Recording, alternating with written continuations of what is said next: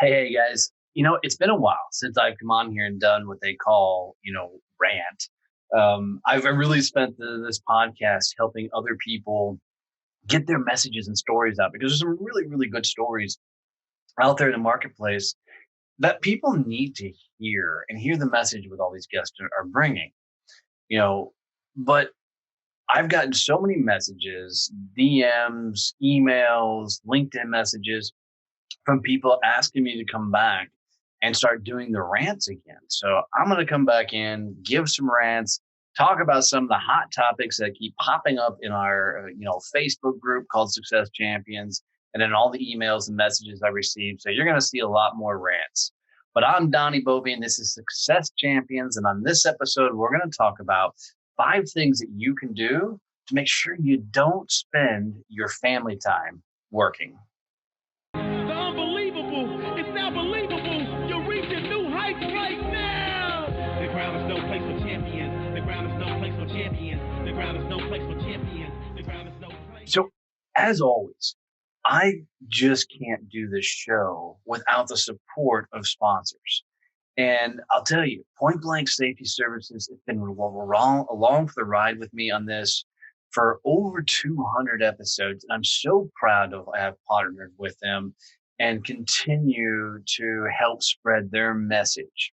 If you're ever curious to hear a deeper dive on their story, you should go check out episode 22 of the podcast where I interview Stacy McGovern and we really talk about the journey of Point Blank Safety Services. Trust me, you'll be glad to go hear what they've accomplished and done with their story. But what Point Blank Safety does is they employ armed off-duty police officers to protect our freeways, construction sites, our assets. They do things like active shooter training. They cover the entire state of Texas with, these amazing officers, providing them a couple things. They're providing them an additional income to their current police salaries, which allows them to go continue to stand up and protect our lives, but also earn extra money so they can support their families while they put their lives on the line for us on a regular basis. I mean, how cool is that? Stacy came up with the entire idea when her husband was and her just starting out in their lives, and he was a cop, and they were trying to make ends meet. And there was just a couple of gaps in the industry that she found, and they've now built a tremendously large business that's covering the entire state of Texas. Helping, making sure our construction workers get home safe, our we get home safe on the freeways, and they take care of our buildings and assets. It's an amazing, amazing organization. One of the things I love about them the most is they set up a nonprofit called the Blue Family Fund that supports the families of fallen officers through scholarships and sometimes just funds and support to help through those really, really troubled times. So do me a favor, go check out pointblanksafety.com and tell them Donnie sent you. If you need security service, safety service, active shooter training, all that kind of stuff, Stacy and her team are there to take care of you, and they'll make sure that everything you need is protected by an off-duty armed police officer. And we're really excited to bring on, our newest sponsor, which is Icy Tech Coolers. Patrick Mudge is the president and CEO over there. Has become a good friend of mine. And, Patrick's story, he's told it on the podcast as well.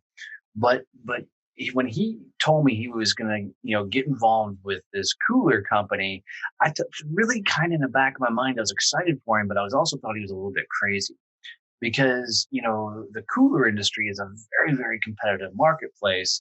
And there's a couple of brand names that own a majority of this market share. And I thought, how the hell is he going to come in and compete? Until he sent me a cooler. So I get this Icy Tech cooler in the mail, and there's this huge box on my front porch. And I thought, see, I've got one of those big off-name brand, or big name brand, coolers. And I just know that when we pick that heavy ass thing up and we throw it in the truck and fill it full of ice and beer, wherever we are, that big name brand cooler is going to stay there. You're not moving it. right? Because it's full of beer and ice and it's just not moving. So when I saw this box in my front porch, I thought, oh crap, there's no way I'm getting this thing in the house by myself. So I remember I called my wife over and said, hey, help me get this thing in there. And um, I had gone to get a glass of water or something, and I saw her moving the box in the house. I thought, well, that's odd. How can a badass cooler be that lightweight that she could move it herself? So I get in there and pick it up, and the box is very, very, very light. And I think, wow. We open the box up, pull it out. It's this ocean blue color that I ordered, because that's what I wanted, was something to make these baby blues stick out. And we take this thing out, and you notice a couple things really, really quick. Holy shit, this thing is badass manufactured. Rivets, handles, hardcore plastic. But dude, it's lightweight. It's not like you're lugging around, a 500-pound box before you put anything in it. So I worried, would this thing actually hold up to, the Texas summer, 100+ degree days, cooler full of ice, back of a truck. So we put it through the test, man. We filled that thing full of beer, full of ice. I threw it in the back of the pickup truck. Now, mind you, a 55-quart cooler full of ice and beer, I lifted myself and put in the truck. Now, hold on. I thought, can it hold up to the heat? Dude, this thing survived an entire day sitting in the back of a warm truck. Actually, at one point, we took it out and just set it in the grass next to the truck. We had to grab some things full of ice, beer, and everything else. And I'm telling you, at the end of the day, it was still full of ice. Not so much beer, but full of ice. And this thing is badass. And I'm so proud of Patrick and what his team has done, partnering up with race cars, TV shows and fishing shows. It's amazing what they're doing with this brand and company to really bring it to the marketplace. And part of the proceeds of the cooler sales go support the SEAL Family Fund. And I mean, I just love that any company will give back to where their roots are, their passion, or their hobby. So do me a favor, go to icy-tech.com. And when you go to checkout, you can put the word success in your promo code, and you will get a $25 or get $25 off your purchase of a cooler. You can also go to icy-tech.com/discount/success, and you'll get the same offer. So head over to Icy Tech, use the promo code success, tell them Donnie sent you in the notes. You get $25 off the cooler, and trust me, you get to pick colors, designs, styles, everything. These are some badass coolers. So let's talk about, how, as an entrepreneur, can you handle time management so when you're spending time with your family, you're actually spending time with your family? So a little background on this. For those who don't know my story very well, I spent 20 years in the sales game. Last 7 of those, before I went on my own, I was a national sales trainer. And I really enjoyed that time. But those years in the sales game, time management wasn't something I had to really worry about. And here's what I mean is I was a sales guy. My job was go out and get the business or get somewhere and train. A lot of the side of things. Go get the business, train the business, rinse, wash, repeat, right? So I never was in that spot where I had to worry about my schedule a whole lot. There was always a team, right? Somebody that could help me along the way. So whether I was selling HVAC services, franchise services, commercial printing, training, it didn't matter. Whatever I was doing, there was always a team to help pick up some of the pieces of this. So time management really wasn't something I concerned myself about. I still did it, just not to the extreme as I do now. When I launched my business in 2017, I was ignorant on a lot of things, but I was really, ignorant on this whole time management thing. right? Because, never before had I had to sell it, kill it, screen it, deliver it, all this shit to make sure that the client got what they needed. And let alone I had to do the operations, the finance, accounting, collections, whatever. All the additional ancillary stuff that came along with it. So very quickly on with all the different clients, different projects, and everything else, I literally looked like that clown with all the spinning plates on the sticks. I'm sure you've seen those on America's Got Talent or whatever shows are out there. And they're running around spinning a plate, making sure that thing stays up there. And as one plate gets a little bit slow, it starts wobbling, and they got to run over and they got to spin another plate, right? That's what my business felt like because I was constantly bouncing all over the place trying to get things done in a time schedule that made sense. So I wasn't doing it well at all. And I was having to learn to figure out how to do this so I could continue to move my business forward, but also move my life forward. So as I dive into these 5 things you can do to make sure you're moving this business forward, you take some notes because this has been game changer stuff for me. So number one, time management is a mindset, and here's what I mean.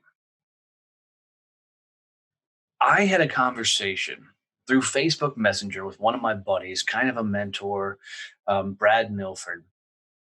And I sent Brad a message because I had a couple of things that were just banging around in my head that I wanted to bounce off somebody. And so I sent Brad a message and I said, "Hey, do you got time to jump on a Zoom call, anytime in the near future?" Brad's a busy guy. I didn't expect him to drop the world and get on the horn with me, but he looked at me and his response was surprising. And he says, "Let's do it now. I manufacture time." And I went, "Holy shit. Why don't I do that?" And so we jumped on the call. We had a great meeting and phenomenal conversation, right? And he helped me work through some things. I helped him work through some things. I mean, it was just a great conversation. And I remember when we got off that call, that phrase, "I manufacture time," just stuck with me. And I thought, man, I have got to apply that to my life. Because here's what I know: mindset is the answer every time. I don't care what the problem or question is, mindset is the answer first. Okay. And I was realizing that my time management was a mindset flaw with how I was approaching anything because I grew up in a lifestyle of I don't need to worry about mindset. I mean, worry about time management. I didn't think about the mindset behind it. I was just trying to cram as much shit as I possibly could into um, everything that would allow me to manage my time better. And I don't know, I'm just the kind of the bull in the china shop guy that if you just cram enough shit, eventually it works. And the problem was is that wasn't working great in my business. So, for me to figure out all this mindset stuff, this time management stuff, the thing I literally had to start doing was mentally shifting my mindset over to I'm a business owner. I manage my time. Time doesn't manage me. And I know you've all heard the phrase that we all get the same 24 hours in the day. And there's a lot of truth in that, but there's also not a lot of truth in that. And here's what I mean is the people who manufacture their time, they have 24 hours in a day.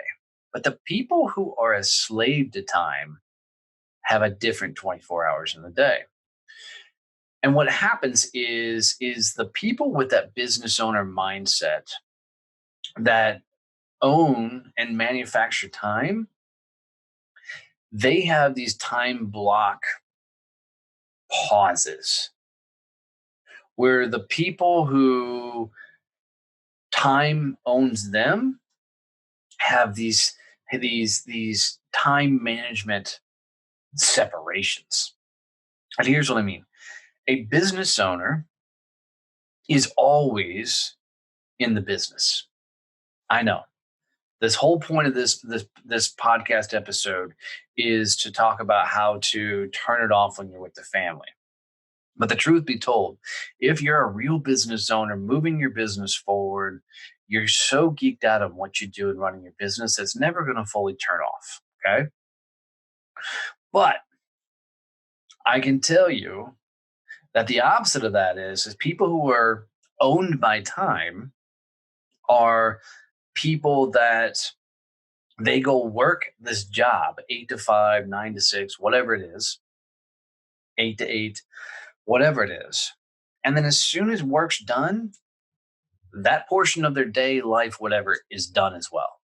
Because now they're 100% focused on the different portion of their life, right? No thinking about business. And I know at one point I was standing in front of a room of people that I was conducting some sales training. And I made this statement to this room of salespeople because I always believe if you sold, you worked until the deal got done, right? You know, may make some long days there. And I said, hey, you've got to run your sales like you're a business owner. That means the whistle doesn't stop or the work doesn't stop at 5, 6 o'clock. That means you get the deals done, you do what you need to do, and you continue to move forward. And this guy in the room goes, fuck that. Dude, at 6 o'clock, I'm done. Feet up, beer in hand, and on the couch. They don't pay me enough. Funny thing was, dude was a fucking commission sales guy, right? So it wasn't like they were paying him this massive salary. He was cutting his own freaking, meal ticket away because he was turning off at 6. Well, he didn't like my next response because I said, well, if you hate your fucking job so bad, go get a new job. And I don't think he came back to training classes after that. But hey, it's the truth. If you're in one of those positions, a lot of times where you're turning off whatever you're doing during the day to completely to not think about it, odds are you hate your job or you hate what you're doing anyways. So I know it's a slow punch in the face, but there's a lot of truth there. So what you have to understand is there is no time management. You must manufacture your time, and there's a couple of cool ways to do it. So 5 things you can mentally do to become this business owner mindset and really start getting a grip on how you manufacture your time. First one is focus on your strengths and not your weaknesses. And here's what I mean is the champions in the world, the people who are best in their field, sports, business, whatever, and they double down on what they're good at. They go all in on their strengths. They're not worried about what they are not good at. They just get better at what they're great at. So if you want to start flipping the switch, and I get it, man, maybe you're a first time business owner, and you're like what I was and just starting out, so you got to do everything, right? I get that. There's a lot of things on your plate that you got to do, right? The spinning plates, but figure out what you're strongest at and go all in on those strengths and watch what happens when you really get in and start doubling down on your strength. You're going to be amazed at how much you transform and change to that business owner mindset because you're playing offense on your strengths and not playing defense by worrying about turning some sort of weakness into a strength. The second one is say no more than yes. And the way I heard this told to me, so I fully would finally wrap my head around it, is a guy in a training session I was at looked at me and said, "Do you have any daughters?" And I said, "No, no daughters." And he goes, "Well, I got to find a way to get you to understand that saying no gives you more power than saying yes." I said, "Okay." He goes, "Do you have any nieces?" And I said, "Absolutely." He goes, "What you got to understand is the power of that no gets you more respect." And I said, "How so?" And he simply looked at me and said, "What would you rather your niece do? Say more yes or more no?" And I know that's blunt, but it's the truth. Is the person who says no more than they say yes is a hell of a lot more respected individual. And it's because you have the courage, you have the knowledge, you know what your business needs to do and move forward, and you're doing it. Right? I mean, that's the key. The person who says yes all the time, there's names for those people, right? And they don't get respect. They don't get people giving them more of their time. The third thing you can do to transition over to a business owner is embrace learning, not to earn more money, but to learn. See, I think people that struggle with time is because everything feels like a job.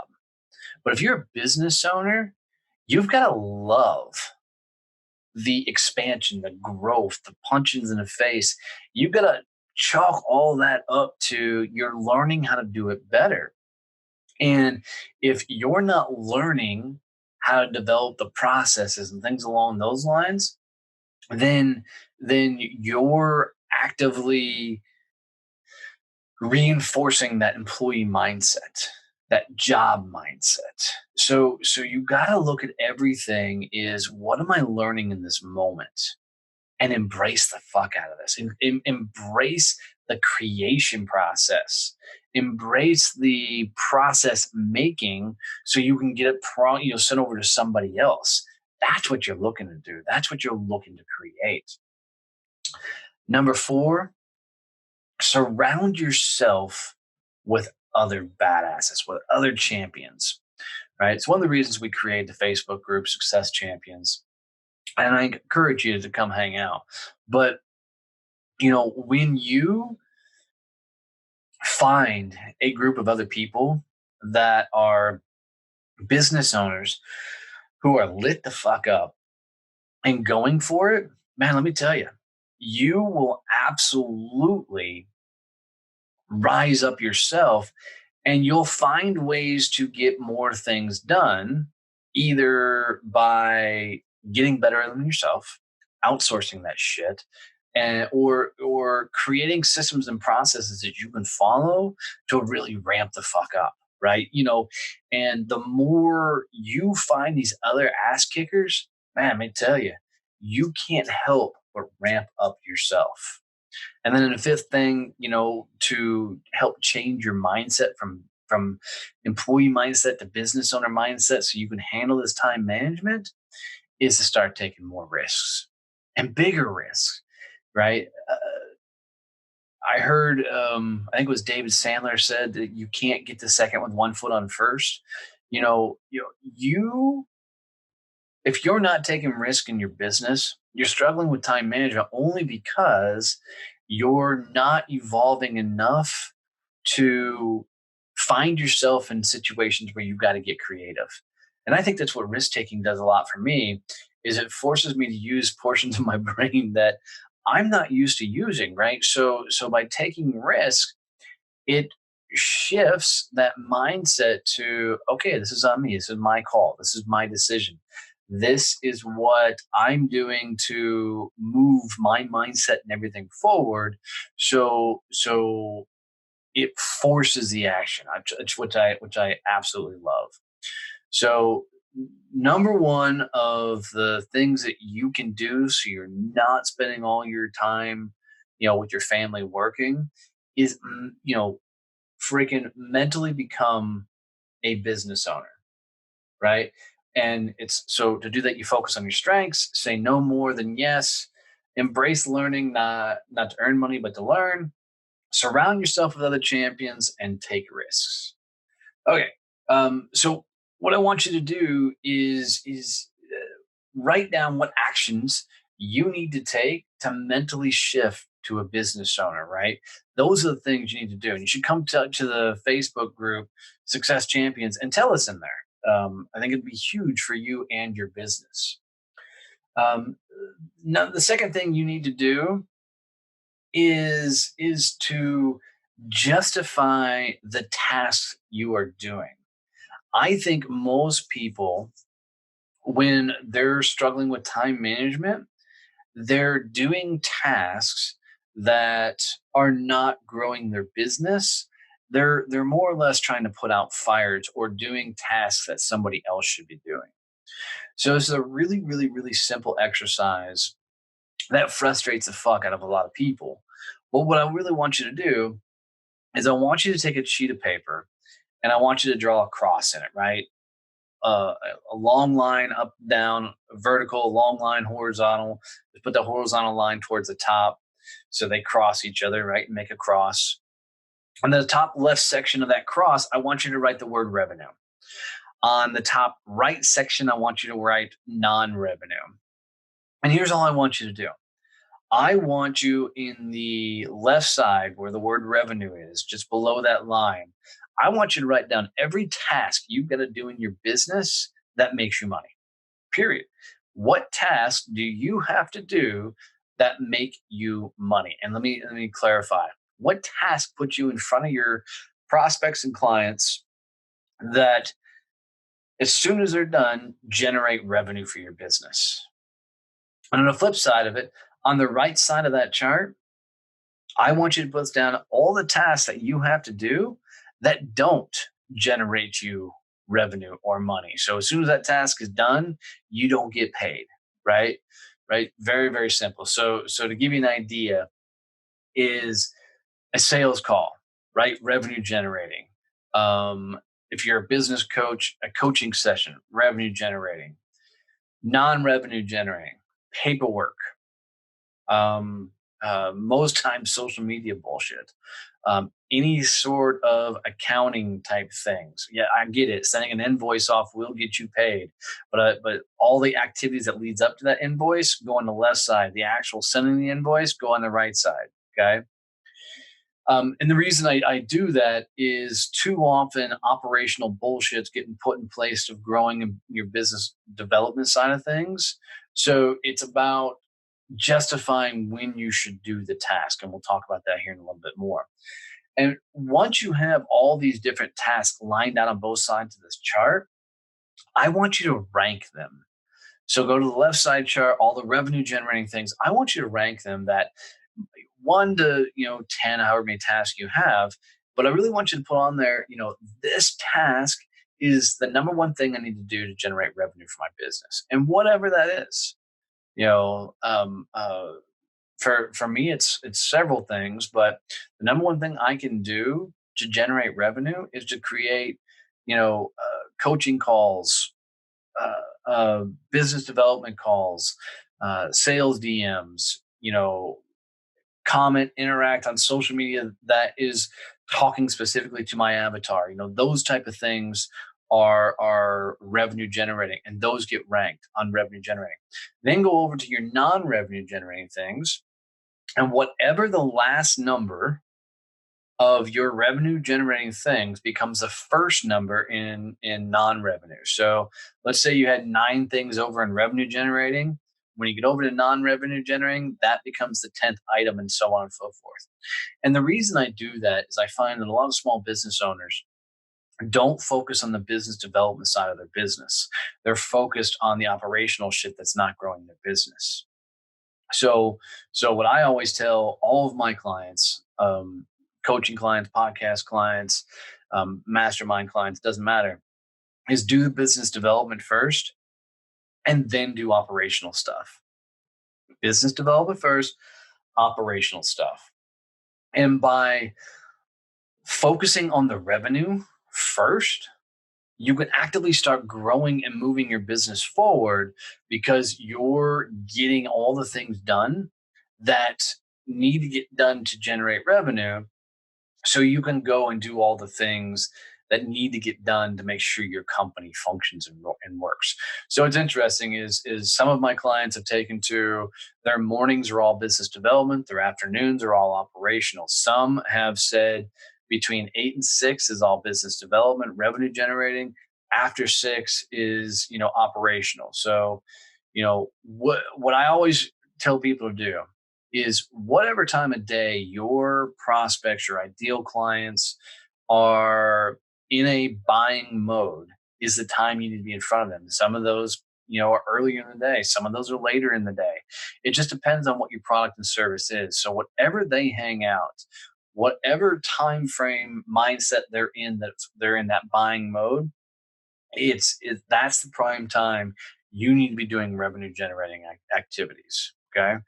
And one of the ways to find out when they're more apt to be in a buying mode is go someplace where they all hang out. So let's just use Facebook groups because I love those at the moment. Go to a Facebook group where your ideal client hangs out and just start asking questions about, how do they run their days? And it'd be interesting is, you can do a post that says something along the lines of, I'm really a morning person. I like to do the business development and the tough things in my business first thing because I'm at my best to get those things done. Are you a morning or afternoon person? And what you're going to see is you're going to see a lot of comments come back to that post of people replying to what their area is, and it's very telling.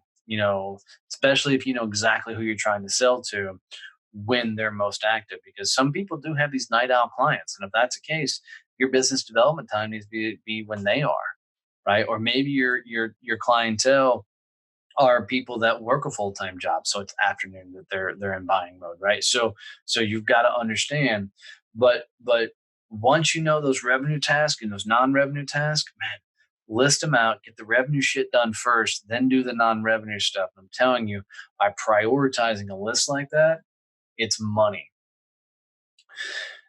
Number 3 that you need to do to make sure you're spending your family time with your family is time blocking. And I know this gets thrown around a lot, but um, let me walk through how I came about time blocking. And I think people get an idea about it, but I don't think a lot of people do it right. So time blocking for me means that your calendar should really look like somebody puked all over it. Okay. Um, and it really needs to look like that you've uh, scheduled out your time, your day, your week, everything else thoughtfully. So what I do to effectively time block, and just so you guys know, time blocking is this art form of scheduling everything in your day, from your meals to some people take extremes of restroom breaks. I don't care about your restroom breaks. Um, if you smoke, you're stupid anyways, so I don't care about your smoke breaks. But it's literally taking every activity you have and giving it a time slot on your calendar. Um, what I've done to go to extremes is I've actually blocked out family time, right? Time I'm going to spend time with my wife to make sure we're taking care of the farm or make sure we're sitting down watching a crazy ass TV show, whatever it is, time. Now, let me be fully transparent and honest. I'm not telling you that when I'm sitting down with my wife watching a stupid ass Forged in Fire or whatever damn TV show. Right now, I'm kind of into this undercover billionaire show. But I'm not telling you that I'm not thinking about business. Okay. What I am telling you is that is our time that we're going to hang out. We're going to have conversations, and we're going to spend time together. So sometimes that means watching a stupid Hallmark Channel show or watching a movie or something she recorded, right? And allowing her to have her time. That also is the honeydew shit, right? Hanging up curtains or working on the house or working care with the animals, right? But just because I'm doing all that stuff, I'm not saying I'm not thinking about the business. I'm just damn sure not going to bring it up, right? I'm damn sure not going to talk about it, right? Or if some sort of fire comes up, I'm telling her, hey, I know this is our time, right? But give me 5 minutes and it's going to be better be 5 minutes. Let me go take care of this, right? So, time blocking. What you do to time block, this is the way it works for me. Feel free to try it. Is every task you put in that list up above, give it a color code, right? So no matter what the task is, whether it's meals, networking, business development, social media, whatever it is, podcasting, whatever it is, each task, operational stuff, accounting, collections, whatever, each task gets a color. And then literally on your calendar, you need to place specific times, slots, time blocks for that particular task or activity. So like, for me, between 6 and 6:10 is my social media grab every morning, which means I'm going to put up a post, a question, something interactive, anything to get the social media stuff on the grind that morning, right? And then I'm going to put in there, things like, maybe between 7 and 9 is operations. Um, 9 to noon is going to be all my revenue task, right? So I may have that time slot of 9 to noon blocked out for business development. But even inside of that 9 to noon, there's going to be a bunch of different color coded tasks to make sure I stay on point. Time to record my podcast, they get a certain, color code.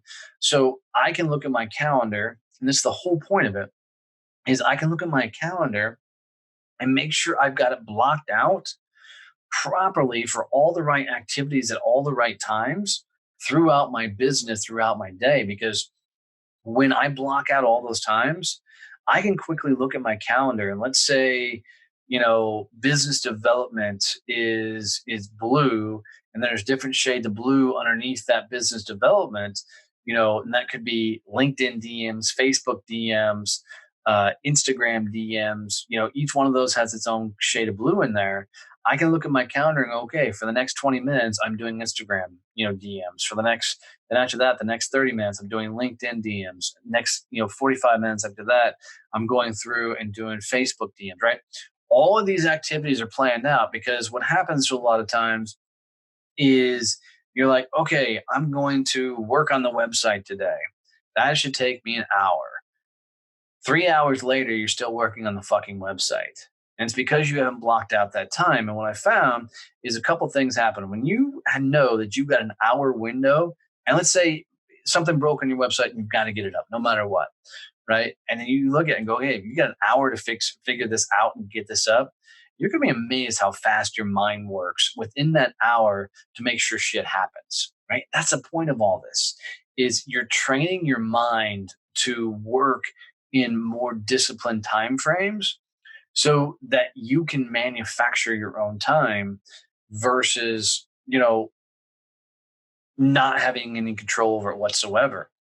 And the number one question I get here is, Donnie, let's say you're in the middle of, a DM round where you're DM all these people, let's say it's LinkedIn and you're going through it, then the phone rings and it's a client that needs desperate help, this, that, and the other. Cool. Take the client call, right? Right. Take the call, make a note of it, and then finish that activity at the end of the day, right? Just make sure it still gets done. What I don't want you to do is be in the middle of some sort of sales business development behavior and something stupid and mundane pops up and you're completely derailed and never come back to the activity, right? So I want you to stay the course, all the way through with it. So start looking at your calendar and ask it, how do I block off my time um, to make sure that everything is moving forward. Okay. The next one in the things you can do to make sure you're spending more time with your family is to take a freaking walk. Man, let me tell you. So, probably if you followed me for any amount of time, you know that I work off my brother's farm and my parents' cabin on the backside of their property, right? My farm, I'm so far enough out that we don't get internet signal out there because we're in this valley. It's just very hard to get cell service and internet service out there. So I work in my parents' cabin. Um, well, there has been many times running this business that I've felt the weight of the world on my shoulders, my mind, everything just felt heavy and was literally kicking my ass. And I couldn't make a decision. I'm all over the map. Things are just moving 100 miles an hour. And I'm like, what the fuck am I doing? And at those moments, when you're overwhelmed and things are crashing down on you, go take a fucking walk. I learned this from reading Steve Jobs' story. Actually, I think I listened to it on Audible. But with Steve Jobs, that dude was famous for his walking meetings, right? I mean, he would literally somebody would want to have a meeting with him. He's like, "Let's go take a walk." And I don't know if this it did it for him, but I can tell you for me, when I leave technology behind, I leave my phone, my computer, everything behind, and I just go walk through the backwoods and I go walk through the trails and things that they have back there. It's just me and my thoughts. And what it allows me to do is completely decompress for the moment. Because what I find is when you're in it, right, and you're grinding it out, and the world's crashing down around you, got all this shit going on. When you're in it, man, you can literally take a walk and start finally figuring this shit. I can't tell you how many times I've been struggling with a project, a process, a decision, whatever else, that I've taken a walk and either the answer I was looking for comes to fruition or the answer to something else I was working from pops in my damn head. I mean, it's amazing to me. But you got to go clear your head because, especially if it's only you running your business, right? You don't have those board of directors, those teams, those other operational people, whatever else, to ask your questions on. That's why you need a mastermind, like we bring several people in, as part of. But you need to clear the mechanism, right? Um, and I always go back to that Kevin Costner movie For the Love of the Game when he's on a pitching mound and he's getting ready to pitch, and all these fans are going off yelling and telling him he's a loser and he sucks, and all this noise going off, and he's getting ready to pitch, and all he says is clear the mechanism, and you see this great visual of the crowd fading away, all the other players fading away, and it just zooms in, and it's just him, the baseball player, and the umpire. It's all he can see, and then he just throws the ball, right? But that clearing the mind by taking a break and taking a walk is a beautiful thing, and it allows you to get things moving. I always think of that song by In Vogue, free your mind and the rest will follow. And that's it. Is once you free yourself up from all the stress, all everything else, your mind will be able to function again, right? And it'll be able to operate like it's meant to, like it's supposed to. Just some other things you guys can do to make sure you're flipping your mindset to time management in the proper way is, get an accountability partner. Take out your calendar with all of your color coded tasks on it, share it with your accountability partner and say, hey, this is my commitment for the week. Can we meet maybe Friday or maybe Monday next week and talk about how we did?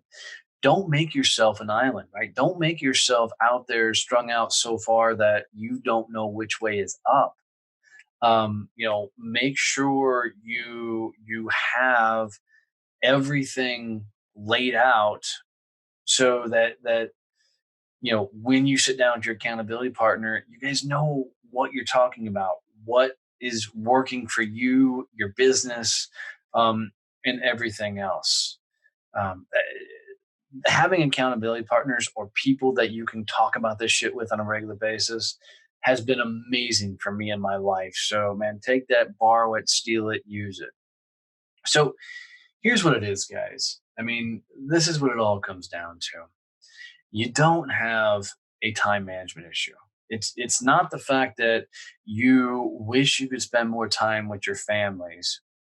You're choosing to not spend more time with your family. I mean, it's really, really that simple. Whatever you're doing, you like more than what you should be doing with your families. And I know that's tough to hear, but I can tell you I've met several multi-million dollar CEOs over the years, and quite a few of them put themselves into health risk or in the hospital. One guy that I know almost died because of the work. I mean, he was just when you're taking care of families and lives, and their income sources and everything else.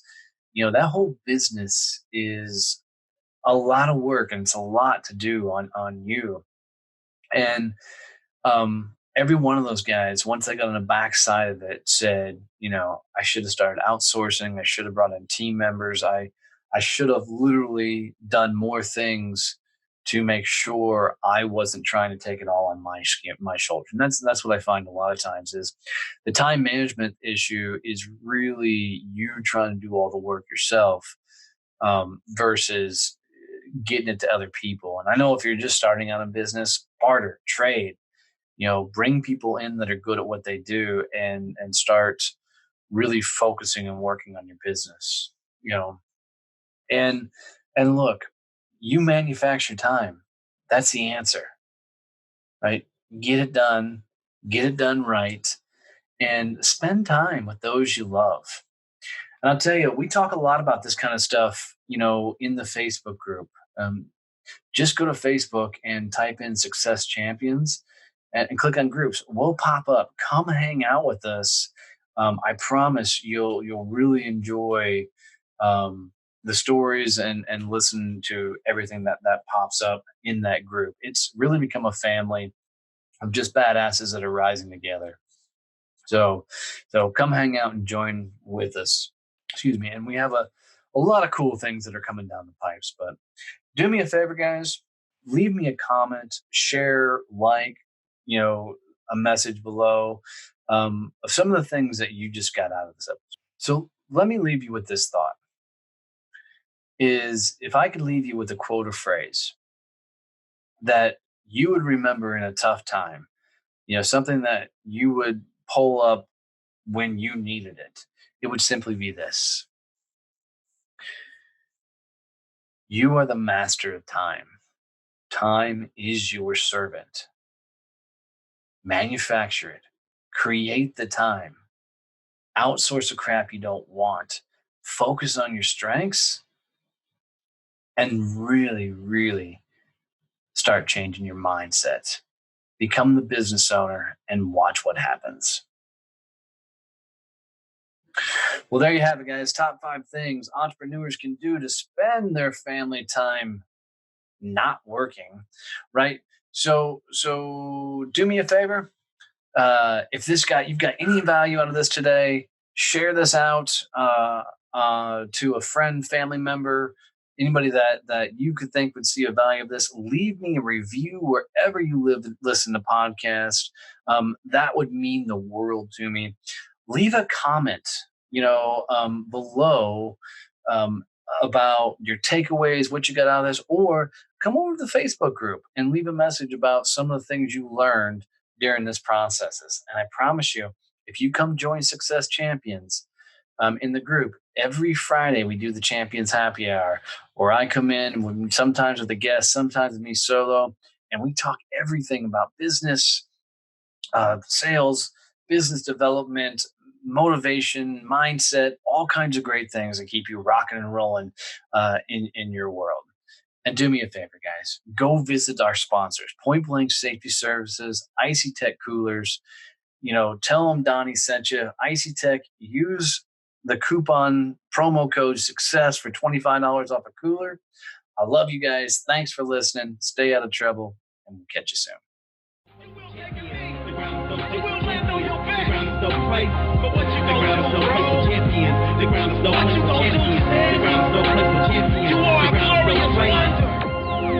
And the ground is no place for a champion.